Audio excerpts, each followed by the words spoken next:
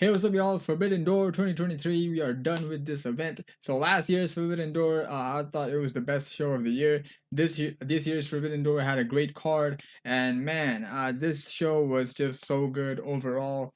One thing that I just didn't like with the event is how they literally chose not to involve Bullet Club. What? How can why? Like, bro, like, even before this event, I was just expecting them to do some kind of Bullet Club involvement, between Bullet Club Gold and Bullet Club from Japan. And, like, how can you do a Forbidden Door event and not involve Jay White? Like, it just doesn't make sense. So I expected a match between Jay White and his cosplayer back in Japan, or El Phantasmo. If El Phantasmo was in this event, I heard on the kickoff show. So why? You could have done some kind of Bullet Club shit. It's okay. So there were a bunch of show on the kickoff show, or I forgot what they called it, 0 hour, so pre-show.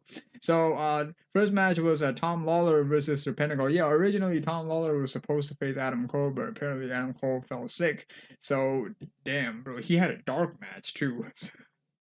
And then we had Mogul Embassy versus Chaos, Athena versus Billy Starks, El Phantasmo versus Stu Grayson, bro. He could have literally been on the event with, like, them choosing not to involve Bullet Club was just pissed me off so much. And then Los Ingobernables versus United Empire. So that was the kickoff show matches.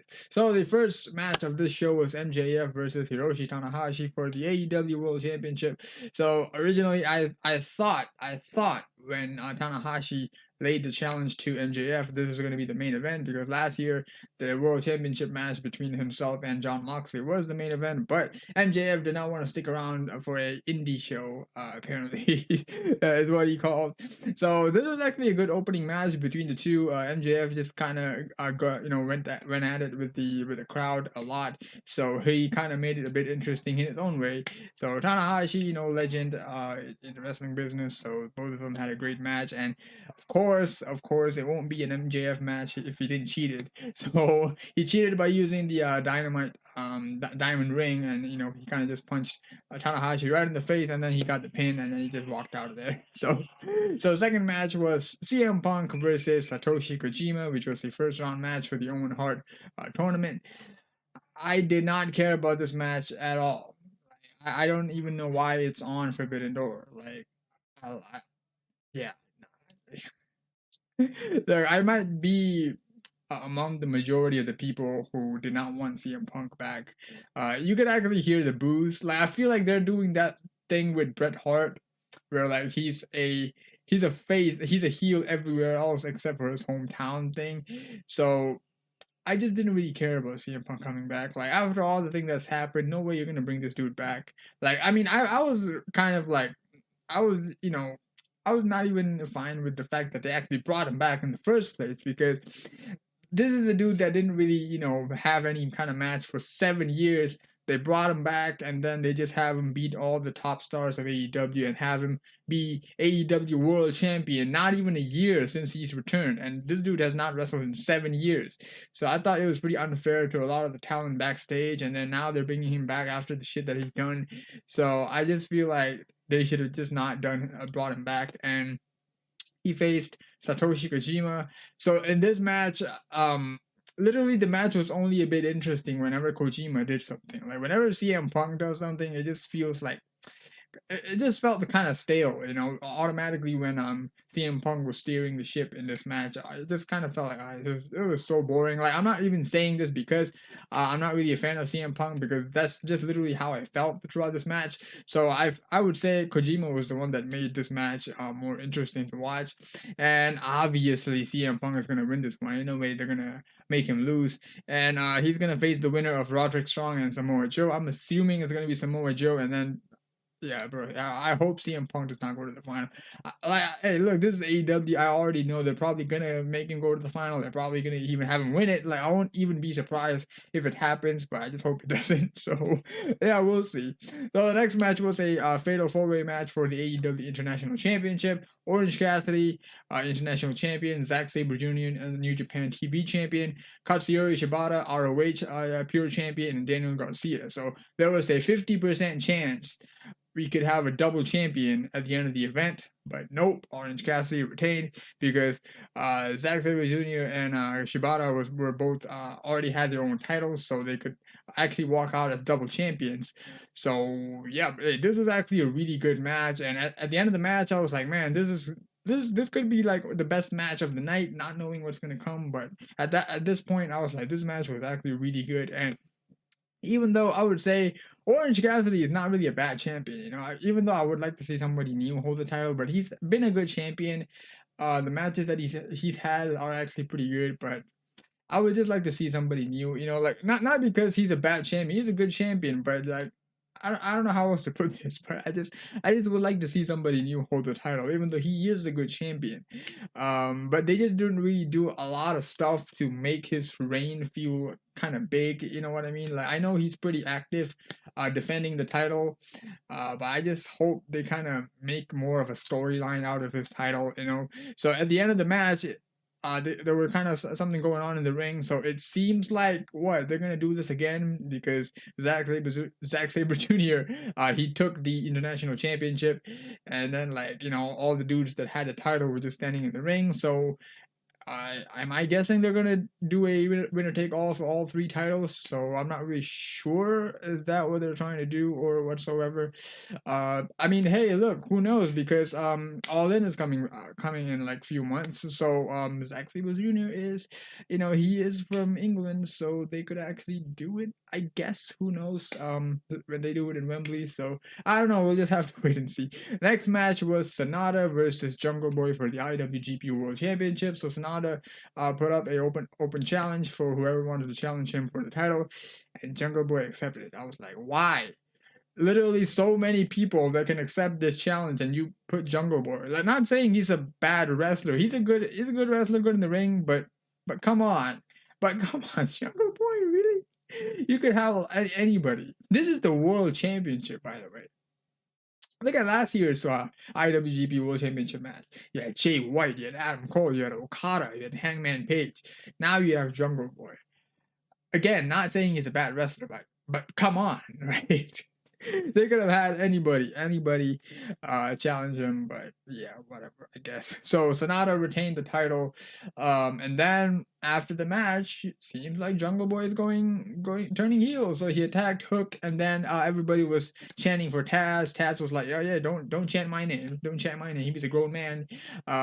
So I guess they're gonna go with that. I mean, it's kind of a good thing too for Hook because they're gonna give him a solid storyline now. There's gonna be a one-on-one storyline between them two. So I guess it's a win-win for both of them. But it just makes me feel like this whole match, that was the whole point of this match, just for Jungle Boy to turn heel. That's what I thought this match was kind of for. So next match was a 10-man tag team match. Oh man, this was such a good match. The Elite, Hangman Page, the Young Bucks, Tomohiro Ishii and Eddie Kingston versus the Blackpool Combat Club. I have no words. This match was just so entertaining. Like everybody got equal amount of time in the match. Like just like I don't have any more words to describe this match. This match was just extremely fun and entertaining. Just really good match. That's all I gotta say about this match. So the only women's match for the card was Toni Storm versus Willow Nightingale. Again, don't care. Even last year's match was, I think it was Toni Storm versus Thunder Rosa. I didn't really care about that match anyways. I mean, even in this match, there's not really a Forbidden Door aspect at all. I know, like, one of them is an AEW champion, one of them is a New Japan Strong Women's champion, but still, technically, both of them are signed with AEW, so this would not really even make a Forbidden Door match. Like the highly rumored match that I saw a lot of people were posting would like to see were Jamie Hayter versus Sasha or Mercedes. So that was a match that I saw a lot of people say they should do, but I don't know why they didn't do it. They went for this as the only women's match on the card. So yeah, I have no idea why they didn't go with that match instead. But yeah, I guess this was an okay match. Now, bro. Oh man, now we go to the best match of the show. Will Ospreay versus Kenny Omega. way better than the first match. Way better than the first match. You could see that Ospreay was just in a different level throughout this match. This was basically the first match, but then you just swap places between Ospreay and Kenny. But oh man, like this match just showed us a different side of Ospreay, bro. Like the aerial assassin, bro, Ospreay. The shit that he did throughout this match, like he literally was just going at it with the crowd because of course Kenny Omega is from Canada, and this event itself is taking place in Canada. So, and he's from England, and he already said it before, like I'm gonna come to your hometown, I'm gonna beat you up. So like he was just going at it with the crowd, and then with the children and everything, and then he took the flag and he rubbed it between his legs. I was like, man, this dude is not getting out of Canada alive. Definitely, some people are gonna wait for him in the parking lot. That's what I thought. And I thought Canadians were nice, but here y'all are showing middle fingers and stuff. So yeah, that's a lie. But hey, this was actually a really good match, man. Shit. So Ospreay is champion again. Kenny didn't want to give up throughout the end of the match, man. Like shit, even Don Callis, bro. You can see literally no one give a shit about Don Callis. The hate that he was getting, like everyone was so happy when he got kicked out, and then he came back. Everyone was just chanting "piece of shit." He gave the damn screwdriver that he used when he betrayed Kenny to Ospreay, and then Ospreay used it to just stab him in the head. Man, I hate him so much. Motherfucker even looks like Michael Keaton a little bit, but oh yeah. Even though there was a signboard that I saw which said Don Callis for Prime Minister, I don't know what the hell you were thinking, bro. Like actually, you know what? You're the one who's not gonna leave this place alive. Like he's probably the only person who liked Don Callis at that place, but I don't think anyone else did. So overall, great match. I am assuming they could do another match at All In because it makes sense though, because the first match was in Japan, a territory familiar with both of them. Both of them are huge in Japan.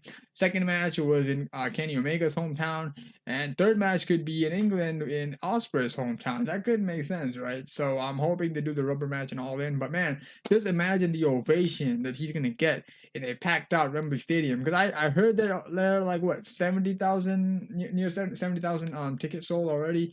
So yeah, a lot of people said AEW can't do big shows, but this is clearly proving them wrong. All right, so just imagine the pop that Zack Sabre Jr. or Will Ospreay could get if they actually, have a match on All In. So that would actually be pretty huge. So yeah, Ospreay won the IWGP US Championship, and I'm glad he did though, because I feel like Kenny was just not doing anything with the US Championship, because I mean he is with AEW, so obviously he's not going to go back and forth. Even when he was AAA champion at the time too, I feel like he didn't really do much with the title. So Ospreay being the champion, he could go do some shit in Japan with the title. So I think it's a good decision to have him win back the title. So the next match was Sting, Darby Allin, and Tetsuya Naito, Los Stingobernables is what they call it, versus Grandpa Suzuki, Chris Jericho, and Sammy Guevara. This was also a pretty good match. And then yeah, I think Naito pinned Suzuki, right? I don't know why I forgot the finish. I think Naito pinned Suzuki. Yeah, I think he did.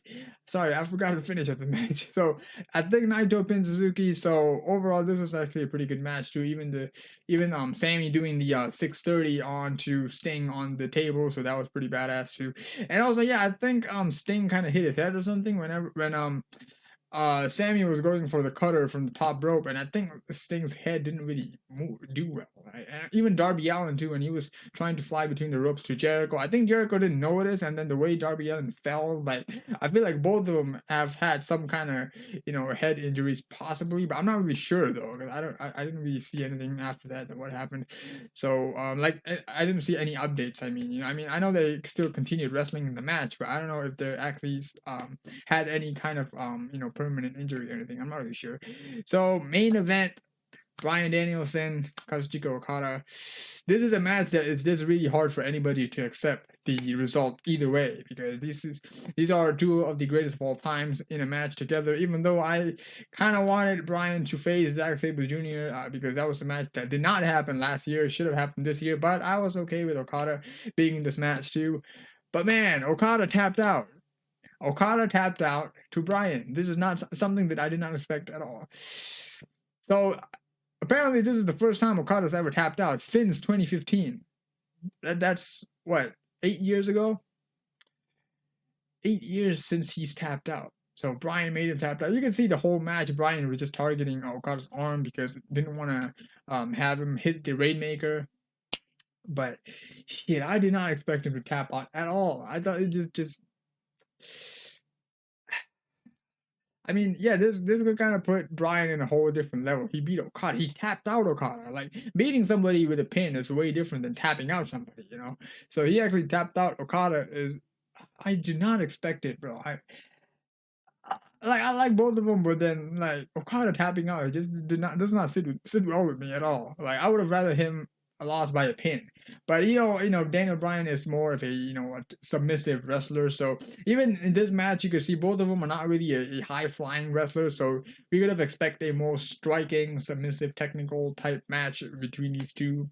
But overall, it was a great match. This was very hard to follow up with Ospreay versus Omega. So, but still, for what it was, I thought this was still a pretty good match between the two. Daniel coming out with a final countdown and the crowd cheering and everything. So that was pretty great too. So, man, this is such a good show. This could very well be the best show of the year so far. So, but we don't really know yet what's to come throughout the year. So, but so far, I would say this event was just really good. I would say this was definitely better than last year's event too. So, yeah, man, if they ever do it again next year, please. There are a lot of dream matches that I would like to see. So All In is, I'm assuming that's the next pay-per-view, which is coming before All Out, and I just hope Ospreay versus Omega 3 happens there. I hope Zack Sabre Jr.'s match happens there with I'm not sure with Shibata or sorry about that, Shibata or Orange Cassidy, whichever with whoever it's happening. I hope it happens. So I'm just looking forward to that whole thing, like in Wembley Stadium, like that's gonna be huge. So just imagine the Oh, it's going to be great. So yeah, that is all for me for Forbidden Door 2023. It was a great event, so I hope I enjoyed it. So I hope you enjoyed it as well. So that is all for this event. So if you enjoyed this video, thank you very much for watching. Give this video a like, subscribe to the channel for more wrestling related stuff. So until then, I'll see you later. So take care. Goodbye.